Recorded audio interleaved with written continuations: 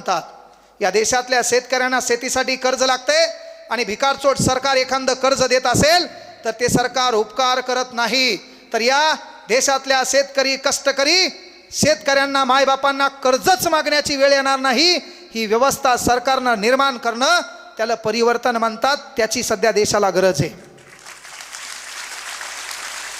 अलीकडे तुम्ही पाहिलं असेल टमाट्याचा भाव वाढला म्हणून अनेक भिकारचोट त्याच्यावर डायलॉग मारायलेत. टमाट्याचा भाव वाढला म्हणून अनेक भिकारचोट त्यांच्यावर डायलॉग मारायलेत. अरे तुम्ही खाऊ नका, तुम्हाला रोग हो द्या, मरू द्या तिकडं.